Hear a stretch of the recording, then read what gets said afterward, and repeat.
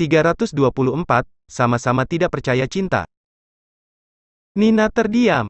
Dia melipat tangannya di atas dashboard, lalu menenggelamkan wajah. Tak lama, tubuh Nina bergetar.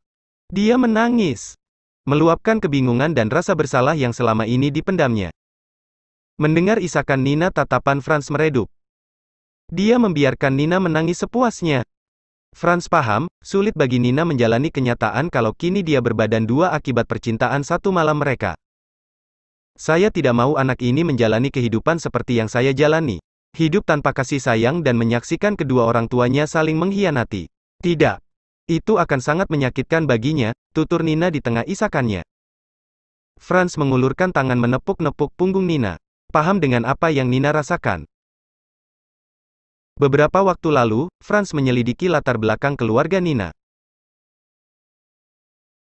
Nina adalah anak dari salah satu keluarga terpandang yang cukup kaya, Surya Pradipta. Ayah Nina seorang pengusaha batubara yang dinobatkan sebagai salah satu pengusaha terkaya di Indonesia. Tapi di balik kesuksesannya, kehidupan rumah tangga Surya berantakan. Istrinya kabur dengan pria lain. Dia pun sering berganti-ganti pasangan. Surya gemar menikah siri dan bercerai. Karena keadaan keluarganya, tidak heran Nina terjebak dalam pergaulan bebas yang membuatnya terjebak dengan beberapa pria. Menurut informasi yang Franz perolehan, banyak pria yang mendekati Nina, tapi Nina selalu meninggalkan prianya saat mereka mulai meminta hubungan yang lebih serius. Saya tidak mau menikah hanya karena anak. Hal itu tidak akan bertahan lama. Orang tua saya sudah menjadi buktinya. Dan anak ini, dia akan lebih menderita jika mendapati orang tuanya bercerai. Nina melirik Franz dengan wajah basah berlinang air mata. Aku juga tidak pernah ingin menikah. Franz menghembuskan napas kasar. Dia meluruskan tatapannya ke depan. Aku tidak percaya cinta dan pernikahan. Nina menatap Franz. Mendengarkan ceritanya dengan seksama. Orang tuaku menikah karena cinta. Mama melahirkan aku sebagai hasil buah cintanya. Tapi, kehidupan kami tidak pernah damai. Setiap hari orang tuaku bertengkar dan akhirnya mereka bercerai. Franz menatap Nina seraya tersenyum kering. Bukan hanya kamu yang tidak mau menikah, tapi aku juga. Nina tersenyum, merasa dirinya dan Franz satu pandangan. Kalau begitu, ayo kita temui dokter. Kita gugurkan saja anak ini. Tidak, tolak Franz tegas. Ekspresinya kembali mengeras. Nina mengernyit. Kenapa? Apa Anda ingin anak ini lahir tanpa pernikahan? Bukan begitu, desis Franz kesal. Aku memang tidak ingin menikah, tapi itu dulu sebelum anak itu ada. Nina menautkan alis. Dengar. Franz membalikan bahu Nina hingga mereka berhadapan. Kita akan anak merawat ini bersama. Memastikannya hidup dengan nyaman dan tidak kekurangan sayang. Anak ini tidak boleh mengalami kesulitan seperti yang kita alami. Maksud Anda? Tanya Nina. Nampak beberapa kerutan halus di keningnya. Kita akan memberikan kehidupan yang layak untuk anak ini. Orang tua yang lengkap dan kasih sayang yang cukup. Aku tidak peduli walau harus menikah, tapi anak itu tidak boleh kekurangan apapun. Kita akan menikah untuknya. Tidak. Saya tidak mau, tolak Nina tegas seraya melepaskan tangan Franz dari bahunya. Sudah saya bilang, pernikahan atas dasar anak tidak akan bertahan lama. Akhirnya kita tetap akan bercerai dan anak ini yang akan menjadi korban. Franz mengeratkan giginya. Siapa bilang kita akan bercerai? Kita akan terikat selamanya. Tidak ada kata cerai dalam pernikahan kita. Nina menatap Franz dengan raut wajah bingung, lalu tersenyum kering. Jangan meracau. Itu mustahil. Tidak ada yang mustahil jika kita sudah sepakat. Ayo kita buat perjanjian. Perjanjian? Ulang Nina. Wajahnya semakin terlihat bingung. Franz mengangguk. Kita buat perjanjian pernikahan. Aku akan memenuhi semua kebutuhanmu dan anak kita sebagai suami dan ayah. Dan kamu juga harus melakukan tugasmu sebagai istri dan ibu. Walau tidak ada cinta di antara kita, tapi kita harus memberikan cinta yang berlimpah untuk anak ini. Dan lagi, kita tidak boleh bertengkar di depannya. Jika ada masalah kita selesaikan berdua. Oh. Jadi, kita harus berpura-pura menjadi pasangan yang harmonis di depan anak ini? Nina mendengus pelan. Itu pasti akan sangat sulit. Dan lagi, anak ini juga lama-lama akan tahu kebohongan kita. Emosi Franz memuncak. Kesal dengan sikap Nina yang seolah menolak ajakan darinya. Lalu apa maumu, menggugurkan anak ini dan menjadi pembunuh? Nina tertegun. Sekecil apapun bentuk janin itu, dia sudah tumbuh dan berkembang dalam rahimmu. Menggugurkannya sama saja dengan membunuhnya. Katakan apa maumu? Aku akan menyetujui apapun yang kamu inginkan asal kamu mau melahirkan anak itu. Air mata Nina menetes, merasa bersalah pada anaknya. Dia meremas perutnya dengan erat. Baiklah. Saya setuju menikah. Tapi, saya tidak mau Anda memiliki wanita lain selain saya. Nina menghapus air matanya. Saya tidak mau dimadu, apalagi diselingkuhi. Aku juga menginginkan hal yang sama. Kamu harus memutuskan hubungan dengan semua pria yang dekat denganmu. Jadilah istri yang baik dan ibu yang baik untuk anak kita. Timpal Franz. Tidak bisa. Franz mendelik. Saya mempunyai kelainan. Saya tidak bisa bertahan tanpa itu. Nina menggigit bibirnya. Dia menunduk seraya menatap Franz dengan takut.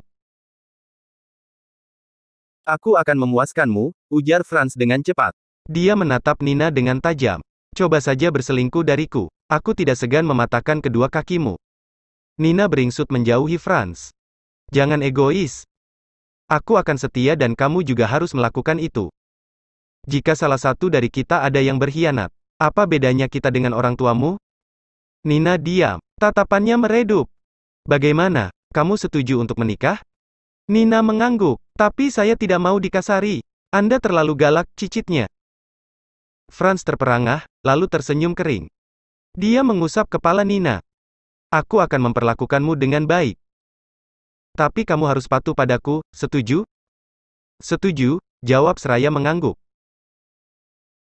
Setelah kesepakatan tercapai, Franz mengantar Nina pulang ke apartemennya. Begitu sampai di depan apartemen, Nina kaget melihat anak buah Franz yang berjaga di depan lobi. Kenapa mereka di sini? Nina melirik Franz yang baru saja memarkirkan mobil. Untuk menjagamu dan anak kita, jawab Franz. Dia turun dari mobil. Nina pun ikut turun. Saya bisa menjaga diri. Anda tidak perlu melakukan itu. Tolong suruh mereka pergi.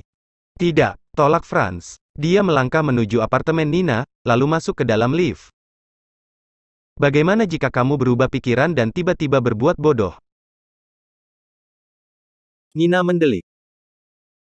Anda tidak mempercayai saya. Tidak sedikit pun, jawab Franz. Dia keluar dari lift seraya menuntun Nina. Mata Nina terbeliak saat melihat orang-orang Franz yang juga berjaga di depan kamar apartemennya.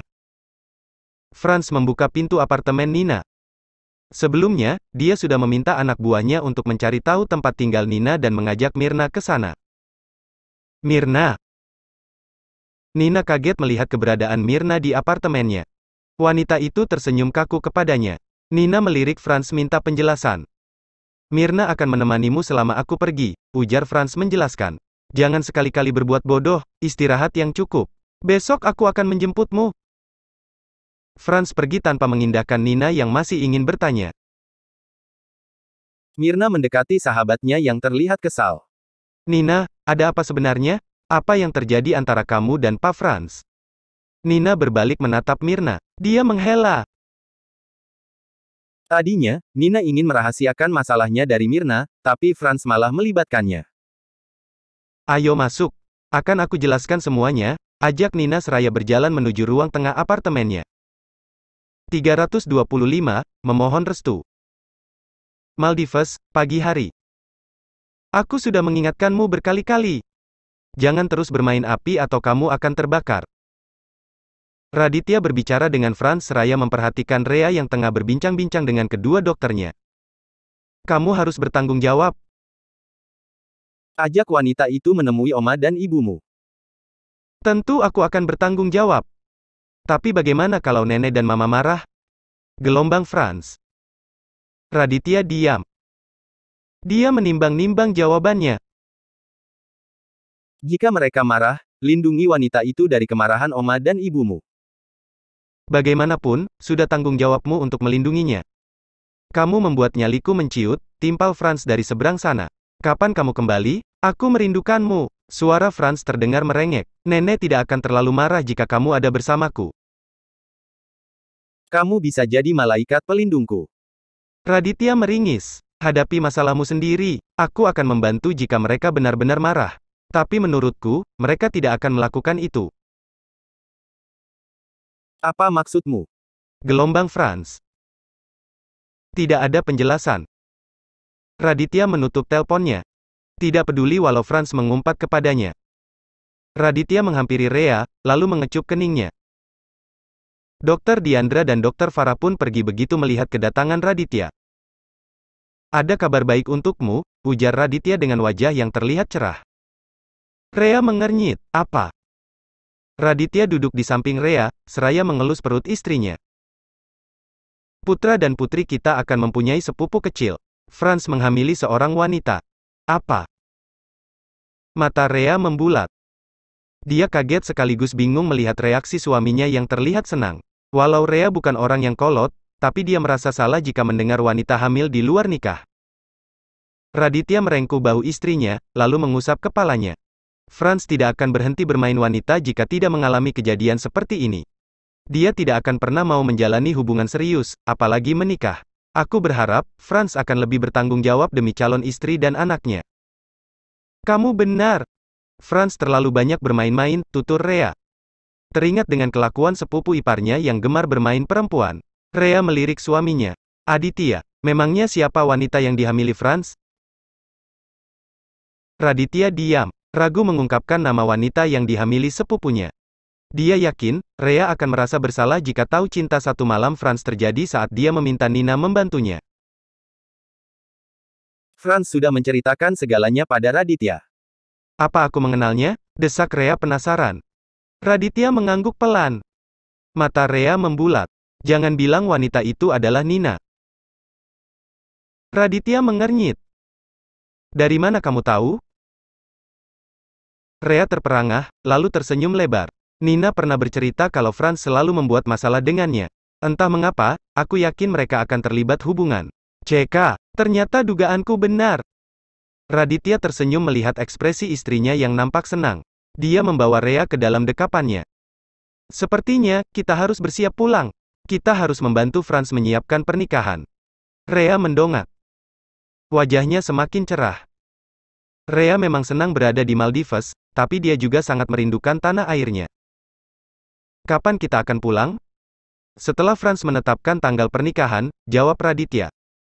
Rhea memeluk suaminya. Tatapannya meredup.